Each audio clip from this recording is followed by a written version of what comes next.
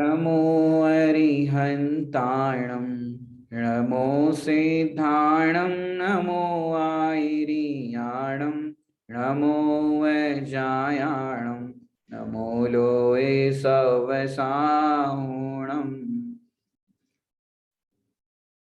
सो निज भाव सदा सुखद अपनो करो प्रकाश, जो बहुविधि भव दुख निको करी है सतानाश। हाँ जी, हमारी चर्चा मोक्ष मार्ग प्रकाशक तीसरे अधिकार पर चल रही है। उसमें हम दृष्टांतों के माध्यम से, जो टोडरमल जी साहब ने दृष्टांत दिए हैं, उन दृष्टांत और सिद्धांत इन दोनों को समझने का प्रयास कर रहे हैं। कल हमने दृष्टांत के बाद एक बहुत सुंदर सुखी होने का मंत्र जो पंडित साहब ने लिखा है उसके बारे में हम चर्चा कर रहे थे। बहुत ही सुंदर है, कल सबको बहुत अच्छा लगा था। ये प्रैक्टिकल चर्चा वाला है। अनादि निधन वस्तुएं भिन्न भिन्न अपनी अपनी मर्यादा सहित परिणमित होती है।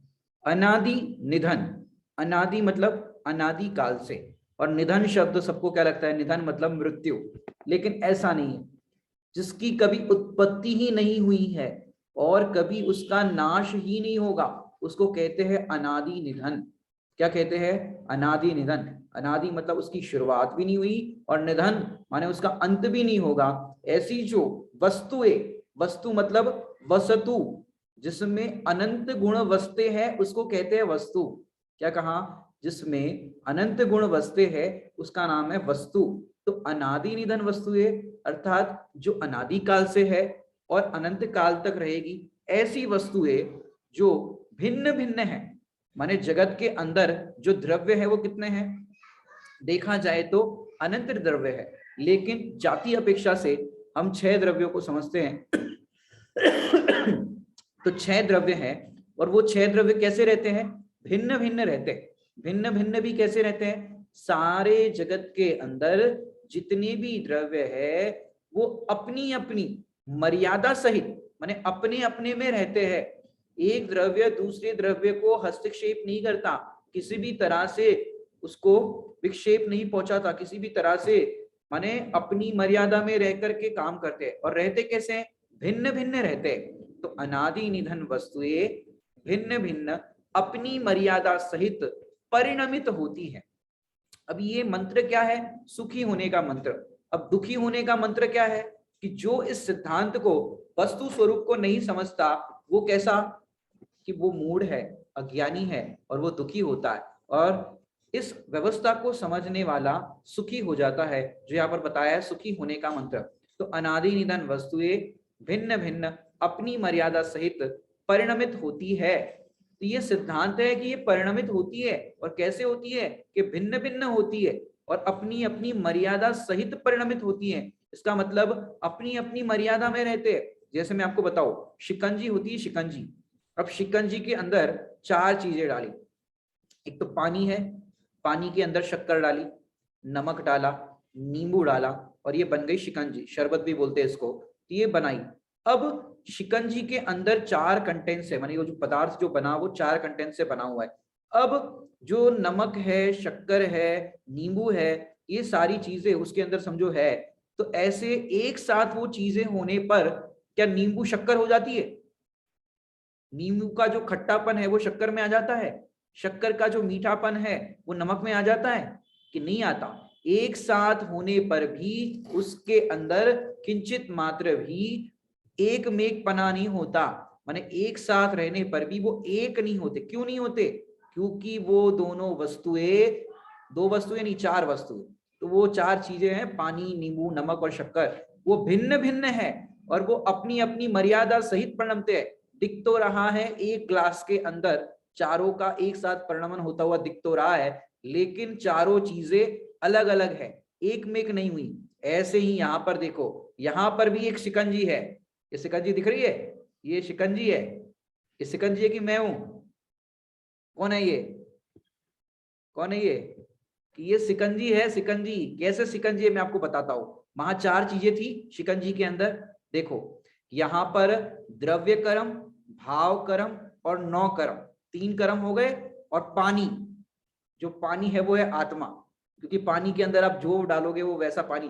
पानी के अंदर शक्कर डाल दोगे तो मीठा पानी हो गया, नींबू डाल दोगे तो खट्टा पानी हो गया, नमक डाल दोगे तो खारा पानी हो गया, लेकिन पानी तो पानी ही है। ऐसे इस शिकंजी के अंदर 3 चीजें दिखाई दे रही है, 4 चीजें बताई ना। एक तो आत्मा है, वो पानी है, द्रव्य कर्म, भाव कर्म और नौ कर्म, ये 4 चीज मिलकर के शिकंजी बनी। अब इसके अंदर देखो, द्रव्य कर्म है उसका परिणाम अलग है, भाव कर्म है उसका परिणाम अलग है, नौ कर्म है उसका परिणाम अलग है, और जो चेतन है, जीव है, उसका परिणाम अलग है। ये चारों एक साथ रहने पर भी ये एक में एक नहीं होते। द्रव्य कर्म का काम जो 8 कर्म रूप परिणमन होना है वो द्रव्य कर्म का काम है। मोह राग द्वेष का परिणमन ये भाव कर्म का काम है। और संयोग आदि में जो सामग्री आदि मिलती है जिसके लक्ष्य से राग द्वेष के परिणाम होते हैं उसको कहते हैं नौ कर्म, वो परिणमन अलग है। मान देखो, सबका परिणमन अलग अलग है। दिख रही शिकंजी तो यहाँ पर ये शिकंजी दिख रही है, लेकिन सबका परिणमन अलग अलग है, कोई किसी के अधीन नहीं है, और सबका मर्यादा सहित। जो वाक्य यहाँ पर लिया है ना, अनादि निधन, अनादि का अर्थ क्या किया, अनादि काल से। निधन मतलब कि अनादि काल से देखा जाए तो किसी वस्तु का कोई आरंभ नहीं है, ना कोई उसका अंत है, और अनादि काल से है, अनंत काल तक वस्तुएं रहेगी। 6 द्रव्य अनादि काल से है, अनंत काल तक रहेंगे। और वस्तुएं मतलब जिसमें अनंत गुण वस्तु है उसको कहते हैं वस्तु। और ऐसी बहुत सारी वस्तुएं है, वो बहुत सारी वस्तुएं भिन्न भिन्न रहती है। ये भिन्न भिन्न पना किसको बताते हैं, ये भिन्न भिन्न बना माने एक जीव द्रव्य, एक पुद्गल द्रव्य, दोनों भिन्न भिन्न है। ये क्या बता रहे हैं, इसको अभाव की भाषा में कहे तो कौन सा अभाव कहेंगे, अत्यंताभाव।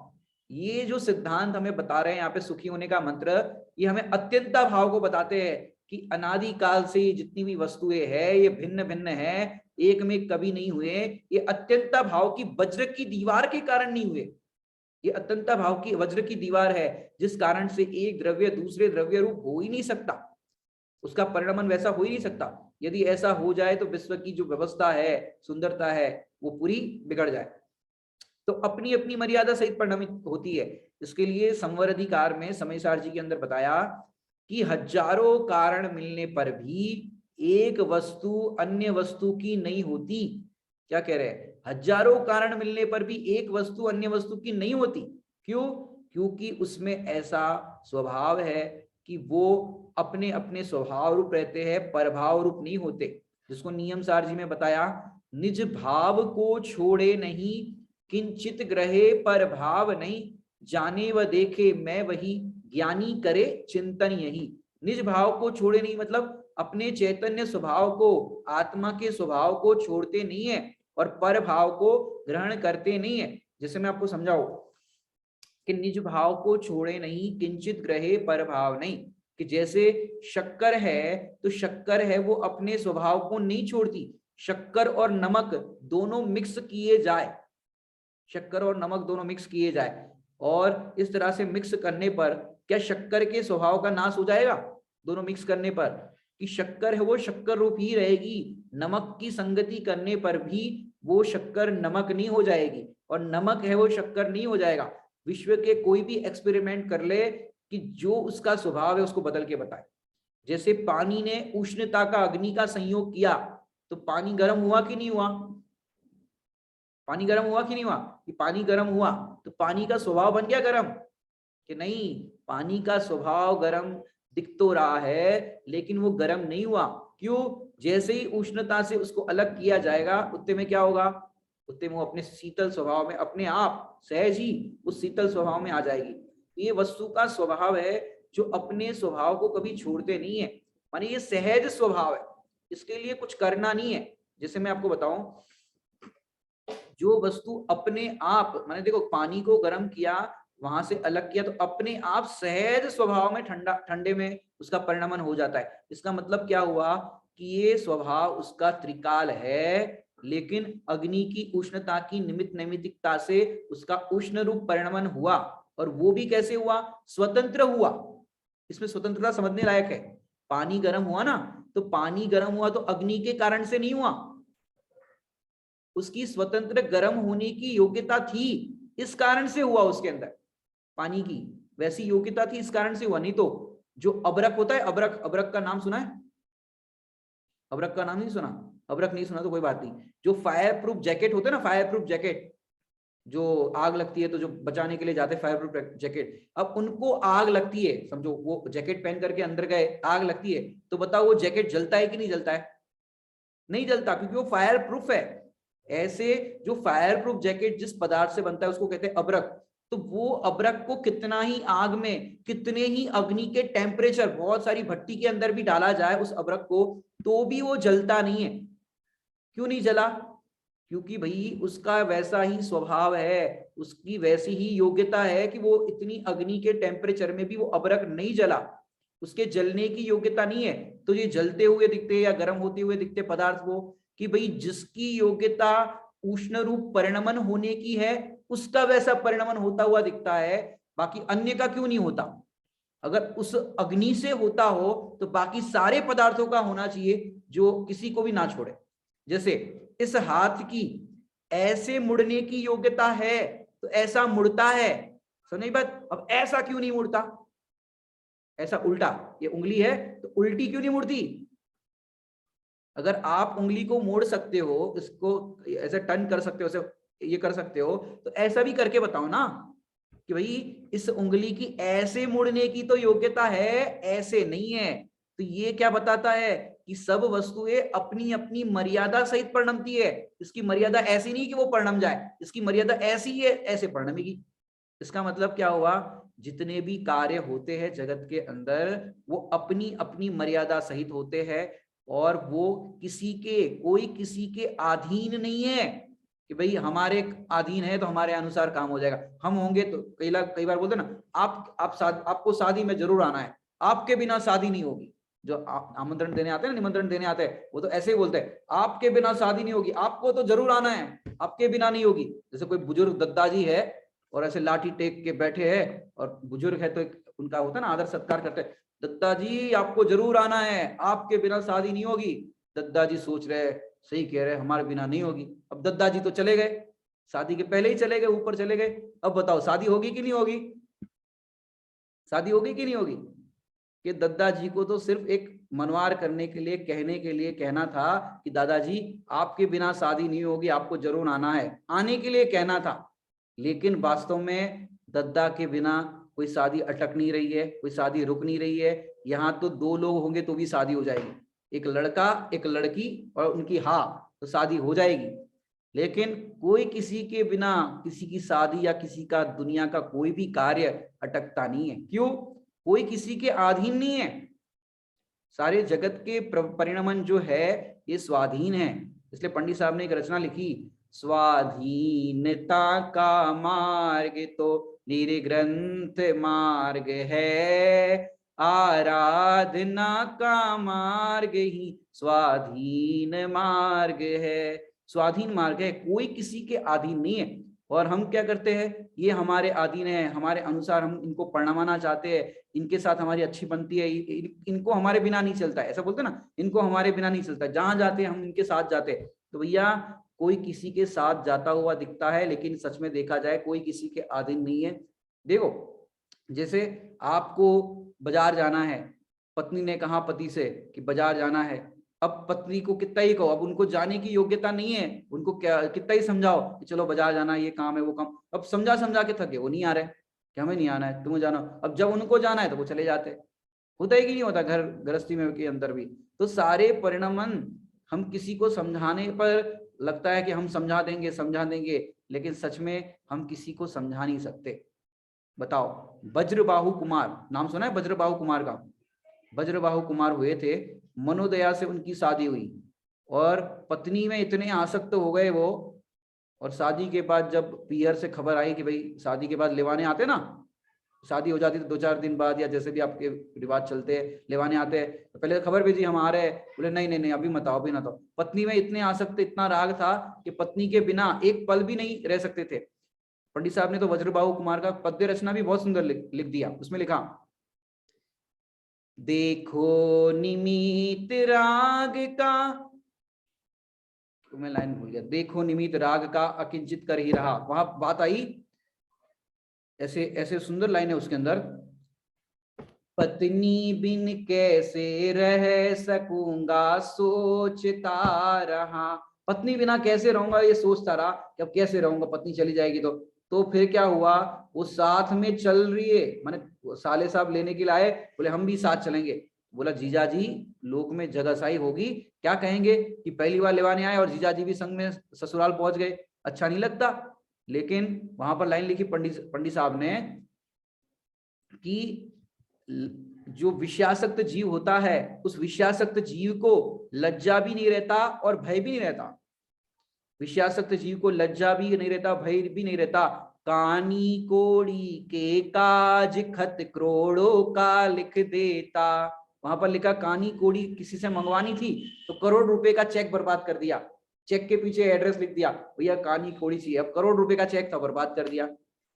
तो सचमुच देखा जाए तो अब वो पत्नी में इतने आसक्त थे, साथ में लेवाने आए थे साले साहब तो साथ में चल दिए, अब रथ में साथ में जा रहे हैं, इतने समझा समझा के सब थक गए, गरीब परिवार वालों ने भी समझाया, सबने समझाया लेकिन नहीं माने, तो बोले चलो ठीक है संगे चलो। अब संगे लेवा के चले, रास्ते में दिगंबर मुनिराज दूर से दिखे, कुमार वय के दिगंबर मुनिराज, और देख करके सोचने लगे इनके पास ना पत्नी है ना महल है ना कोई सामग्री है, फिर भी देखो इनकी शांत मुद्रा।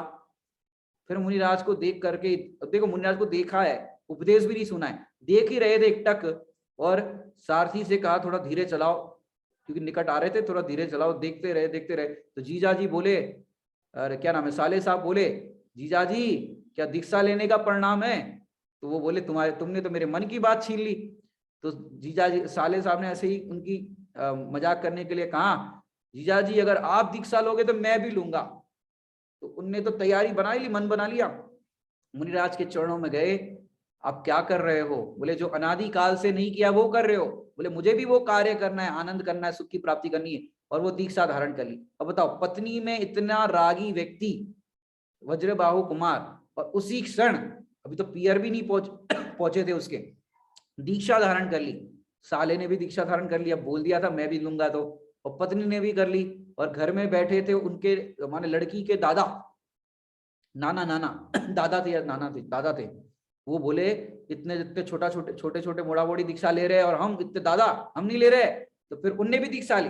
तो जो एक जन के वैराग्य के परिणाम होने पर दूसरे लोग वैराग्य कर रहे हैं। लेकिन बात यह है कि इतने पत्नी में राग था तो इतने लोग समझा रहे थे, समझ में क्यों नहीं आ रहा था, इसलिए नहीं आ रहा था समझाने से समझ में नहीं आता, समझाने से समझ में आता तो तब क्यों नहीं समझ में आया।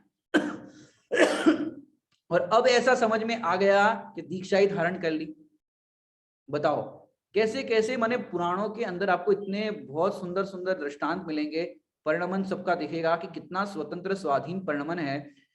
पवन जय को सारे घर वाले समझा रहे हैं, मित्रजन समझा रहे हैं, पत्नी से बात करने तैयार नहीं, हनुमान जी की माता जी अंजना सती से बात करने तैयार नहीं, 22 साल तक बात नहीं की। सोचो सब लोग समझा रहे कि भाई अब शादी हो गई, जो कुछ बात है आपस में बात करके, मिसअंडरस्टैंडिंग कुछ हो तो दूर कर लो, अंडरस्टैंडिंग कर लो, अब शादी हो गई, काहे के लिए इतना ये कर रहे हो, उसको कितना कष्ट होगा।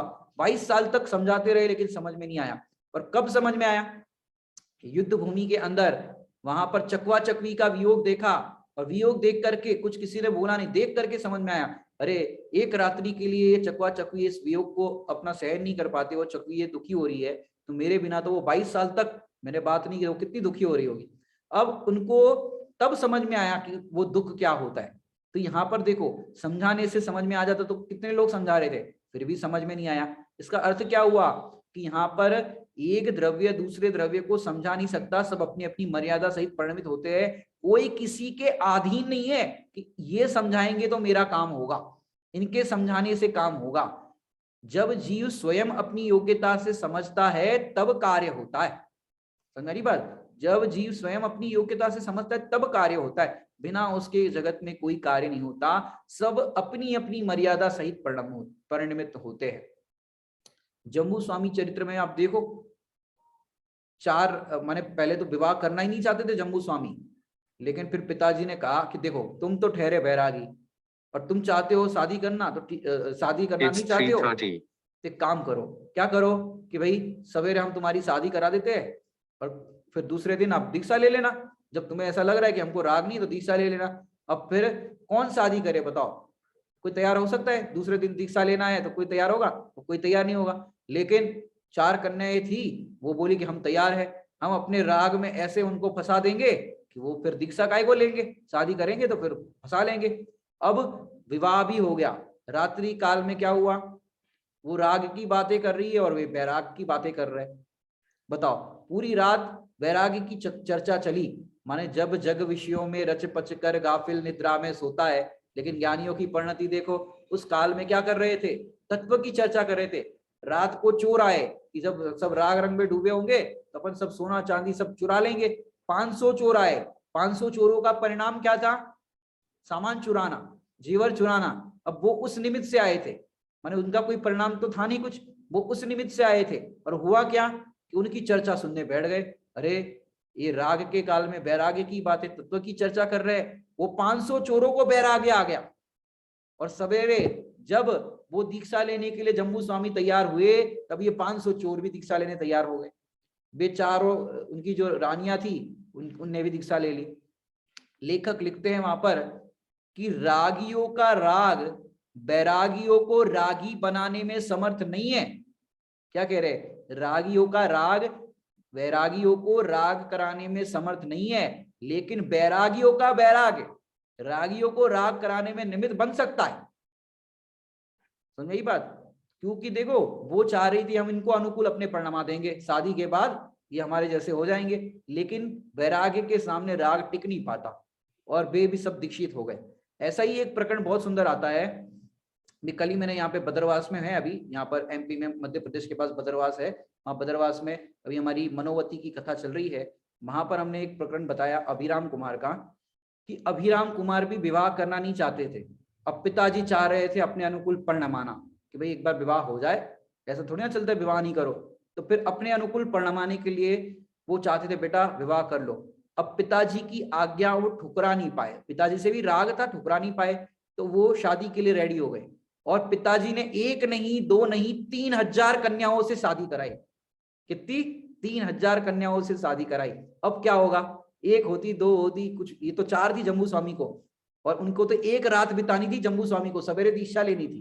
पर इनको, जो अभिराम कुमार है, इनको 64,000 वर्ष तक गृहस्थी में रहे। कितने? 64,000 वर्ष तक गृहस्थी में रहे और शादी करा दी 3000 से। अब पहली रात, अब वे तो अपने महल में और रानियों के महल में गए ही नहीं। तो माता जी से पूछा, वे तो आए नहीं? बोले वे नहीं आएंगे, तुम्हें ही जाना पड़ेगा। अब 3000 रानियां गई उनके पास और कुमार सामायिक कर रहे रात्रि काल में, हाथ पे हाथ धर के बैठे हैं और 3000 कन्या उनके चारों तरफ। अब वे चाहती क्या है? हम इनको अपने राग के अनुसार परिणमा दे। सब रानियां क्या चाह रही है?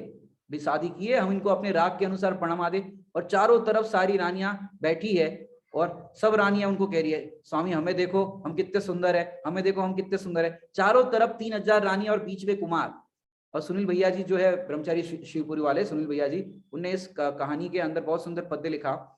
हे स्वामी एक बार मेरे रूप को देखो। 3000 रानियां ऐसे कह रही है, वे कह रही है हमें देखो। बोले तुम्हें छोड़ो हमें देखो। ऐसे 3000 रानियां एक दूसरे को कह रही है हमें देखो हमें देखो। तो 3000 रानियां कह रही है अपने राग के अनुसार परिणमाने के लिए। लेकिन यहाँ पर सिद्धांत क्या बताता है सुखी होने का मंत्र, कि सब द्रव्य अपनी अपनी मर्यादा सहित परिणमित होते हैं, कोई किसी के अधीन नहीं है और कोई किसी को परिणमित कराने में समर्थ नहीं है, कोई किसी को परिणमित करा नहीं सकता। अब हुआ क्या वहां पर कि परिणमाने की कोशिश करते थे, लेकिन कोई किसी को परिणमित नहीं करा सकता। अब हुआ क्या? वो 3000 रानियां कह रही है, हे स्वामी एक बार मेरे रूप को देखो। और वो कुमार कह रहे, क्या देखे ये विकृत है, चिद रूप को तुम देखो। ये तो विकृत है, तुम चैतन्य रूप को देखो। यदि सुखी होना है तो तुम हमें अपने राग के अनुसार परिणमाना चाहती हो, लेकिन देखो अपने चैतन्य रूप को कि जहां पर इतना आनंद भरा है, इसको क्या देखे बताओ। और 1 रात नहीं थी जम्बू स्वामी को, तो 1 रात थी 64,000 वर्ष तक। 1000 वर्ष, 64 वर्ष भी नहीं। 64 वर्ष में कितने दिन हो गए? 1 वर्ष में 365। अब 64,000 वर्ष सोचो कितने दिन हो गए। और रोज ऐसा नाटक कर रही है वो 3000 रानियां, वो अपने अनुसार परिणमाने के लिए रोज हमें देखो, रोज नाना प्रकार से वो कर रही है। लेकिन ये रोज वैराग्य की बातें कर रहे हैं। सोचो कैसे रहे होंगे वो कुमार। इस बल पर रहे कि ये सिद्धांत है, सुखी होने का मंत्र है। कोई किसी को परिणमित कराने में समर्थ नहीं है। कितना ही रागी वैरागियों के राग को डिगाने की, माने वैरागियों को रागी करने की कोशिश करे, लेकिन सचमुच कोई किसी को रागी बना नहीं सकता। ये सिद्धांत है। हमें क्या लगता है भाई कि देखो, जैसे कोई ब्रह्मचारिणी दीदी दीदी होती है, ब्रह्मचारिणी दीदी होती है, वो ब्रह्मचारिणी दीदी को कोई 2000 का जो बंडल होता है, कितने होते हैं 2000 के बंडल में, 2 लाख रुपए, तो 2000 का बंडल उसको पकड़ा दे और कोई मॉल के बाहर छोड़ दे, और मॉल, हालांकि मॉल में जाएगी नहीं दीदी, फिर भी दृष्टांत है। अब वो दीदी को 2000 रुपए का बंडल दे दिया और मॉल में छोड़ दिया और बोला 1-2 घंटे घूम कर आ जाओ। अब समझो वो घूम कर भी आ जाए तो कितने बचेंगे उनके हाथों में पैसे, कितने बचेंगे उनके पास पैसे? कि पूरा का पूरा वैसा का वैसा साबुत लेके आएगी, 2000 का पूरा बंडल वैसे वैसे। और कोई गृहिणी को, शादीशुदा महिला को या किसी भी स्त्री को 2000 का बंडल पकड़ा दो और मॉल के अंदर छोड़ दो, क्या होगा? उल्टा बाकी रख करके आएगी, दुकानदार से कहेगी ये सामान हमारे घर पर छोड़ो, बाकी के पैसे हम बाद में देंगे। अब ये क्या बताता है? 2000 के बंडल तो ब्रह्मचारिणी दीदी को भी दिया था और 2000 का बंडल कोई अन्य स्त्री को भी दिया था। अब बताओ, वो इतने बाकी रख करके आई पैसे, 2000 का पूरा बंडल खत्म करके आई, तो बताओ पैसे से या तुम्हारे राग से काम हुआ? कि तुमको राग है ना, इसलिए ये खरीदे वो खरीदो। अब इतना सारा पैसा है तो जेवर भी खरीद ले, कपड़े भी खरीद ले, ये भी खरीद ले, वो भी खरीद ले। भाव नहीं पूछोगे, पैक करो। भाव नहीं पूछोगे, ये पसंद आया पैक करो, ये पसंद आया पैक करो। क्यों? राग है ना। जब आप एक ड्रेस खरीदना हो, एक साड़ी खरीदना हो, तो खरीदना तो एक ही है, लेकिन इतनी दुकान में वैरायटी देखते हैं, मन करता है पूरा खरीद ले, सब ले ले, सब पहने, ऐसा मन करता है। ये क्या बताता है? ये आपका राग बताता है। और ज्ञानियों को ये राग नहीं है, और वस्तु का परिणमन ज्ञानी जानते हैं कि कोई किसी के परिणामाने में समर्थ नहीं है, कोई किसी के अधीन नहीं है। जब तक हम परद्रव्य को अपने अधीन समझते हैं, हम परद्रव्य को जब तक ऐसा समझते हैं कि हम परिणमा सकते हैं, तब तक ये जीव दुखी होता है। और यहाँ पर टोडरमल जी साहब बता रहे हैं ये सुखी होने का मंत्र है। जितनी जल्दी ये समझ में आ जाएगा उतनी जल्दी आप सुखी हो जाओगे। कल बात चल रही थी ना, बच्चों के प्रति राग है, हम बच्चों को अपने अनुकूल पढ़वाना चाहते हैं, अब बात नहीं मानते फिर भी समझाने का राग आता है। तो समझाने का राग आता है, लेकिन वो आता भी स्वतंत्र योग्यता से है, लेकिन स्वतंत्र योग्यता से आने पर भी समझने लायक बात तो ये है, समझाने का भले ही मुझे विकल्प आ रहा है। बड़े पंडित साहब तो इस प्रसंग में ऐसा कहते हैं कि हम आपको जो भी शिक्षाएं दे रहे हैं, हमें मालूम है तुम नहीं मानोगे, नहीं मानोगे, फिर भी हमारा राग है इसलिए हम समझा रहे हैं। हम पहले ही जानते तुम नहीं मानोगे, अब तुम पहले ही जान लो कि हम बच्चों को समझा रहे हैं, ये बात नहीं मानेंगे। जब वो नहीं मानेंगे तो ये सिद्धांत हो जाएगा कि नहीं हो जाएगा कि हमने तो पहले ही समझा था कि ये नहीं मानने वाले, और नहीं मानी तो ये बात फिट हो गई कि नहीं? एक द्रव्य दूसरे द्रव्य को समझा नहीं सकता। और ज्ञानी इस बात को बहुत बखूबी जानते हैं कि हम सच में समझा नहीं सकते, फिर भी क्या करें? शुभ भाव भूमि का योग्य सहज ही परिणति में आ जाता है। कि शुभ भाव भूमि का योग्य सहज ही परिणति में आ जाता है। कि ज्ञानियों को भी ऐसा राग आता है, साधर्मियों को समझाने का भाव आता है, लेकिन सामने वाले की समझने की योग्यता नहीं हो तो उसकी समझ में नहीं आएगा। तो ज्ञानी इससे खेद खिन्न नहीं होते। पंडित साहब की रचना में देखो एक एक पद कितने बढ़िया बढ़िया है। वहां पर बताया एक रचना के अंदर, कौन सी रचना है, वहां पर ये भाव आया, यदि माने तो सहज योग्यता अहंकार का भाव न हो, नहीं माने भवितव्य विचारो जिससे किंचित खेद न हो। दोनों बात आ गई। यदि माने तो अहंकार का भाव ना हो, यदि माने तो सहज योग्यता अहंकार का भाव ना हो, और नहीं माने तो क्या करो? नहीं माने तो भवितव्य विचारो। क्योंकि इस जीवन के अंदर देखो, यदि ये अहंकार इस जीवन की मूल समस्या है तो सहजता इस समस्या का मूल समाधान है। क्या कहा? मैंने समझाया, हर बार बच्चे मेरी बात मानते हैं, इनकी नहीं मानते। जब ये समझाते रहते तो बात नहीं मानते, और मम्मी ने बोला तो एक आग दिखा दी, बैठ जा तो बैठ जाता है। मेरी मानी कि नहीं मानी? कि यदि ये अहंकार इस जीवन की मूल समस्या है तो सहजता इस समस्या का समाधान है। यदि आपके जीवन में सहजता होगी तो हर प्रॉब्लम का समाधान है आपके जीवन। क्यों? आपको विकल्प आया समझाने का, उसको समझा दिया। अब नहीं मान रहा है तो पहले ही समझ जाओ। देखो, समझ रहे हो, माता अपने पुत्रों को समझाती है, पुत्र नहीं समझते तो माँ दुखी होती है। या जिनवाणी माता कह रही है हम तुम माता को समझा रहे हैं और तुम नहीं समझ रहे हो, जिनवाणी माता तो दुखी नहीं होती। जिनवाणी माता आपको समझा रही है कि नहीं समझा रही? आप कितनी मान रहे हो जिनवाणी माता की? तो जिनवाणी माता की हम नहीं मानते तो जिनवाणी माता तो दुखी नहीं होती। उनको तो ये है कि भाई इनका नंबर मोक्ष में जाने का बाद में है, इसलिए समझ में नहीं आ रहा है। अब मारीची बात नहीं मान रहे थे तो तीर्थंकर परमात्मा आदिनाथ भगवान दुखी हुए, भरत चक्रवर्ती दुखी हुए कि नहीं नहीं इसको तो कान पकड़ के लाओ, क्यों नहीं मानेगा? अरे नहीं, इसका भवितव्य 24वें होने का है ना, घोषणा हो गई 24वें बनेंगे तो तभी समझ में आएगी। इसलिए दूसरों को समझाने में विकल्प आ जाए तो समझाओ, उसके बाद यदि नहीं समझे तो उसका भवितव्य विचार करो कि भाई इसका भवितव्य ऐसा ही है, अब समझ में नहीं आ रहा है तो बाद में आएगा। लेकिन अपन समझ जाओ कि हम समझाने वाले नहीं है, नहीं तो क्या होगा, अपना ही अहित होगा।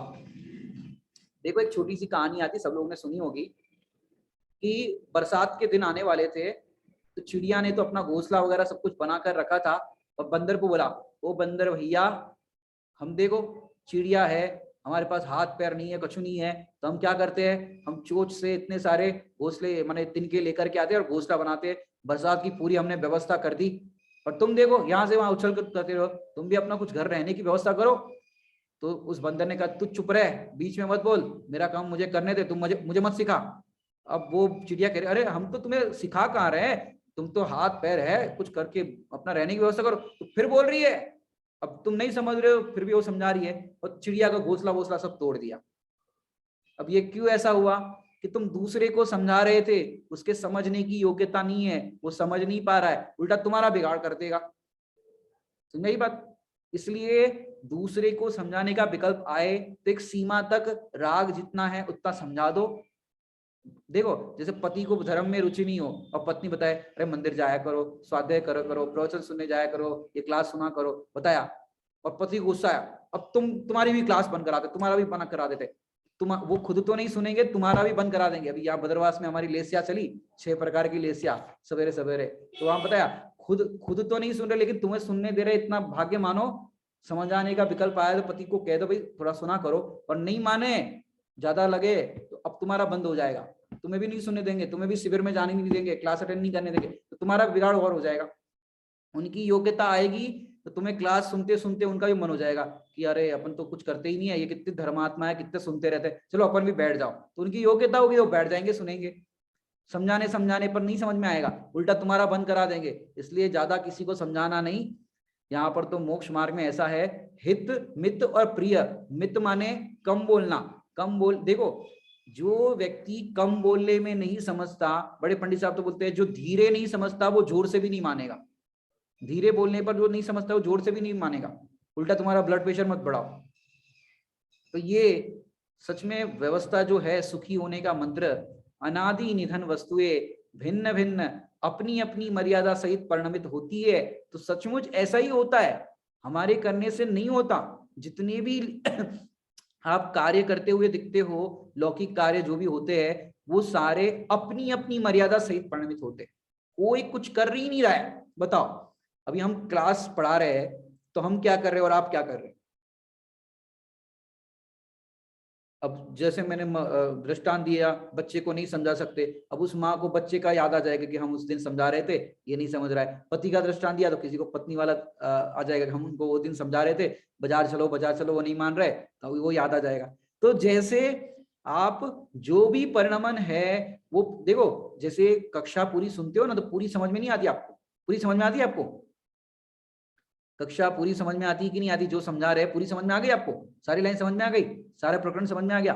कि वो पूरा समझ में भी नहीं आता, ये पूरा नहीं समझने की भी योग्यता है। पूरा समझ में आ जाए तो यहाँ पर थोड़ी ना बैठोगे, हो जाएगा मोक्ष, कल्याण हो जाएगा आपका। देखो पूरा नहीं समझ में आ रहा है तो जिज्ञासा भी बनी रहती है, इस शब्द का क्या भाव होता है, इसका क्या बताया था, अनादि और निधन इसका क्या बताया था, वस्तु का क्या बताया था। तो कुछ कुछ शब्द समझ में आते हैं, कुछ नहीं आते, कुछ ऊपर से जाता है, तो कुछ ऊपर से जाने की भी योग्यता है और कुछ भीतर जाने की भी किसी की योग्यता होती है। कोई बात इतनी समझ में आ गई, क्लिक हो गई, अब तो भैया समझाने का भाव आएगा तो उतना समझाएंगे, नहीं मानेंगे तो हम समझ जाएंगे हम किसी को समझा नहीं सकते।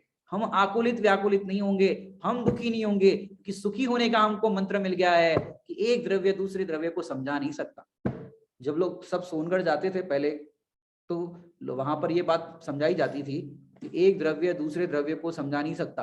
तो लोग कहते थे भाई स्वामी जी समझा तो रहे, तो आप लोग काहे के लिए जा रहे हो, वो समझा रहे तो समझा नहीं सकते तो काहे के लिए समझने जाते हो। बोले यही बात समझने के लिए जाते हैं, यही समझ में हमारे नहीं आ रहा है कि वो समझा रहे कि नहीं समझा रहे, समझ में नहीं आ रहा है, तो इसलिए तो समझने जा रहे हैं, कि पक्का करने जा रहे हैं कि समझाने से समझ में नहीं आता। नहीं समझ में आ रहा है तभी तो आ रहे हो।